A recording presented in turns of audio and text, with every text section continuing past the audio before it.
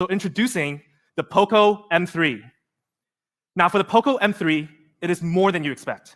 It's time to go beyond the average entry-level expectations and create a new era. Let's start with battery, a feature that is already quite good at the entry smartphone segment, but we took it even further. Now, 5,000 milliamp is pretty good, but for the Poco M3, we have a gigantic 6,000 milliamp battery, one of the biggest battery size in the industry. And when you need to charge up, we do support 18-watt quick charge. Of course, an inbox charger included. And also reverse wire charging is available as well. Then we have camera. We all know camera is a hot focus point in the smartphone industry itself. At the entry level, a lot of companies out there tend to put a low megapixel main camera to settle. So instead of a 12 megapixel main camera, with the Poco M3, we have a very capable main camera pushing out 48 megapixel. At the entry level, this is a great improvement. On top of our 48 megapixel camera, we also have 2 other lenses to push out even more modes for our fans to try out and explore their creativity. We have a macro camera for up-close shots, capturing things from a zoomed-in perspective, a depth sensor to take some awesome portrait shots. Now let's take a look at some of the sample photos we've taken with the Poco M3. Cool features for the Poco M3. Features that can really let our fans explore different type of editing and have a lot of fun with it. First, we have Movie Frame. Now, this is a really cool feature, and I'm personally a film fanatic, and this was such a fun mode to play around with. For example, this may look like just a normal picture, but actually, it's not.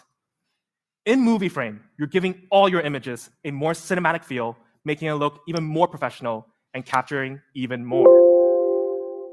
Then, we also have time-lapse. Now, this is a classic feature that never gets old. When done right, it's a great feature to have a walk down memory lane at a fast pace and shoot some really cool content. While we're on the subject of capturing content, what about viewing? How good is the Poco M3's display? For the Poco M3, we have a 6.53-inch large display, which is a great size for anything you do, watching content, or browsing the web, or some casual gaming, you name it. But actually, screen size is not the only thing that's important. We also made sure our front display have minimal bezels. I mean, it's 2020. I think everyone can agree, the less bezel, the better experience it is. A 90.34% screen-to-body ratio. Now, in the entry-level segment, this is one of the best.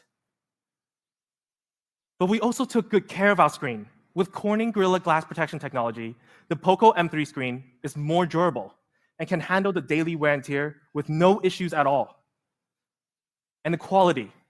A lot of entry smartphones settle with HD+. Poco M3 is more than you expect, so we decided to add in FHD+. Now, this is a massive difference. For example, the comparison between HD+ and FHD+ on this image from afar, you may not see the difference. But when you're actually spending some time watching something, the difference is massive. It's basically comparing 720p and 1080p. And I can tell you, 1080p is much, much better. But the Poco M3 will be different. Now, instead of giving you a Snapdragon 400 series processor, we put a Snapdragon 662, which is the latest 4G 600 series processor launched by Qualcomm this year. Now, this Snapdragon 662 is really good. With an 11 nanometer FinFET technology, it's very power efficient, which is the perfect partner with our massive 6,000 milliamp battery. And when it comes to speed, it's also no slouch.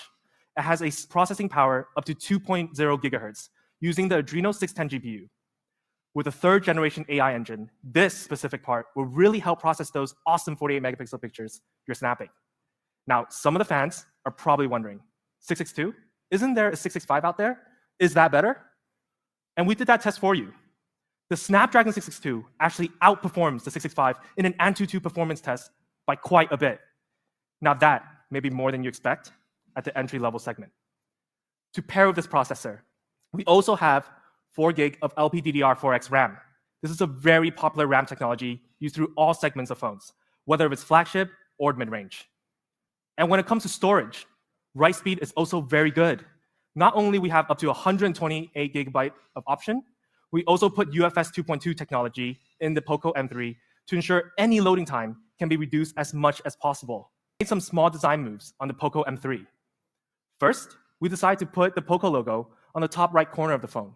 We want our fans to be proud Poco users. Show it off on the street. Don't be shy, because we have 3 awesome colors to back that attitude up. First, we have the Poco M3 in Power Black. It's just so classy and stylish in any occasion. But we also have a very cool color, the Poco M3 in Cool Blue. Now, this actually looks even cooler in person. It's not too blue, but enough to make people turn their heads. Now, we talked about Power Black and Cool Blue. Yes, it was a play on one of our famous slogans this year, Powerfully Cool. Now, that's actually a part of Poco, but we want to create something that is Poco. Yellow. Poco yellow. Now, when I saw this, I was honestly quite speechless. Personally, I have never used or even seen a yellow phone. It's really not common. But come on, fans, this is absolutely awesome. And I can't wait for you guys to see this in person. So here it is, the Poco M3 in 3 awesome colors. Power Black, Cool Blue, Poco Yellow. Beat out the Samsung A31 and the Oppo A53 in almost every single feature. Now, they have a price of roughly $250 and $220. So that's the standard and expectations among the user's mind on price. Well, the Poco M3, for our 4GB and 64GB variant, we have an amazing price at $149 US. Now, this is more value than you expect. Of course, we do have the higher variant. For the 4GB plus 128GB option, we have an amazing price at $169 US.